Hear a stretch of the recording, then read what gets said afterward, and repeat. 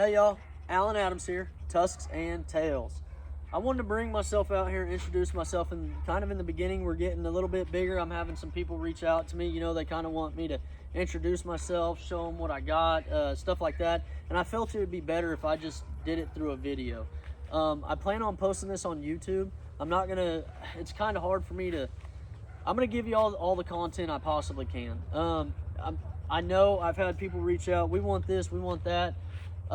There's no possible way I can make every single person happy and present every bit of content that people want created. Now, when I have multiple requests for one thing, I kind of start thinking, okay, maybe I need to do that, and this is one of those. I want to introduce myself, show you all my kennel setup. This is my puppy kennel. These are where my puppies go. Not puppy, not 6-week-old, 8-week-old puppies. This is where my 6-month-old pups go. When they start veering off and not really wanting to stay in the yard anymore, they go ahead and come in here. I know they're ready, and they're ready to get started. Now, the two plot hounds on each end are 6 months old October 1st, and she turned 6 months old a week before them two. I own all the parents to these dogs.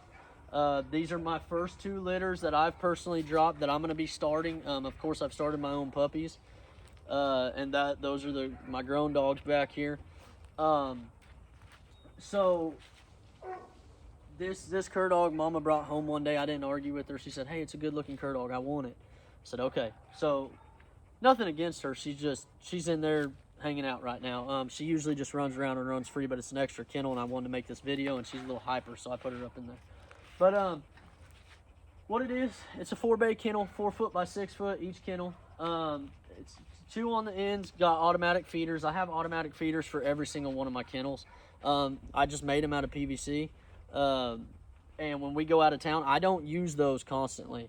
When we go out of town, I like to fill them up so the person who comes over and checks on our stuff and takes care of everything and whatnot doesn't have to open the kennels. They just got to put water in them. They don't have to open anything. I don't want anybody having to open and mess with any of my dogs. So that's what I do. I padlock all the kennels. Right now I got carabiners on them because I'm about to pressure wash them. I have not cleaned these kennels yet. I want to show y'all something. There is feces in the kennels right now. I clean them every single day, okay? But I want you to take note. There's no flies. These dogs are laying around comfortably. They're in adequate shade. Not only do I make, a lot of people think that tin will just give them plenty enough shade. It's not always the case, okay? Tin, yes, will clearly give them shade, but, knocking more rays down by putting them under some trees as well is awesome. It's a little bit better for them. I want my dogs to be as comfortable as possible. Now, I don't put barrels on mine, on the puppy kennels, because it's just more of a mess. I don't really ever see them using them. If they don't know about them, they don't use them. They're fine. They don't get rained on or anything like that. So what it is I bought some square tubing from a steel supplier, and I built them. I welded all of them together, and then I went and bought some rough cut lumber, just some cheap rough cut lumber, and I soaked it in diesel and oil. And I don't know if that plays a big part as to why there's really no flies and mosquitoes and stuff staying around, because I retreat it every 6 months. And I've had these for about 2 years. These kennels, I built them about 2 years ago.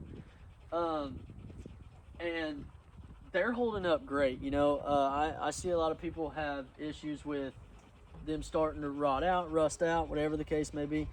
But I haven't really ran into that problem. I have nothing to complain about on these. I've made them for other people as well. I'm no kennel dealer or anything like that. I just like to help people out. If they need something, I'm going to help them. Now, another thing I do, I have little chains. It's a secondary lock. I usually keep padlocks, like I said, on them, especially at night when we're out of town. And I have a secondary chain just in case something breaks. I don't know, and maybe the door magically comes open. It's just more security for me. It makes me feel better. That's why I do it.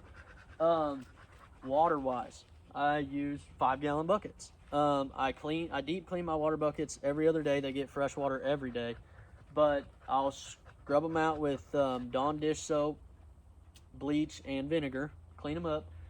fill them back up with water, and I keep a little piece of tubing in, or little piece of copper tubing and a splash of white distilled vinegar.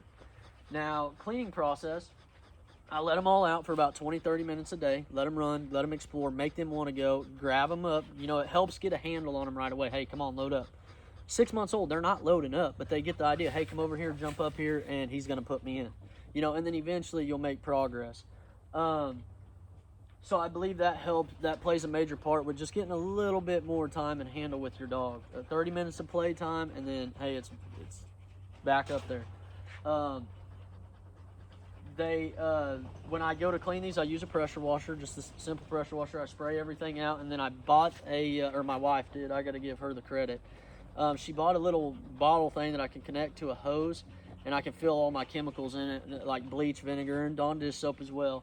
So when I spray it out, I'll spray that vinegar, Dawn dish soap, and I take like a regular shop broom, and I just scrub it, and then spray it again, and then I'll pressure wash it again, and then I'll spray it again with that bleach, vinegar, Dawn dish soap, whatever, and I'll just let it sit there for a minute while I get some food ready or whatever, and then I'll go ahead and clean it again. Yes, we do that daily. I know people are gonna say, there's no way. We have other hog hunters in our neighborhood, actually 2 of them. I promise they see us out here late at night with headlamps on, still cleaning kennels when we get off work. We like to take care of our dogs and give them the cleanest area possible. That's really all I got for everybody. If y'all like these videos and think they're helpful at all, I mean, I think it's common sense. It's just an off-the-ground kennel, but that's kind of my setup. It's pretty simple, pretty basic. And feeding procedures. I have these bowls hanging from the kennels. I don't like to pour food on the dog's floor. I believe that can bring some coccidiosis issues and any type of internal parasites. You're putting it in their feces as well. Even though you can clean them real good, there still might be some feces laying around somewhere that could just get soaked up in that food. I just want my dogs to be healthy, so I take extra measures to keep them that way. But if you're interested in hearing some more from me, I can help y'all out. I can show you my big dog kennels. I can show you just all around the yard pretty much where I keep everybody and everything.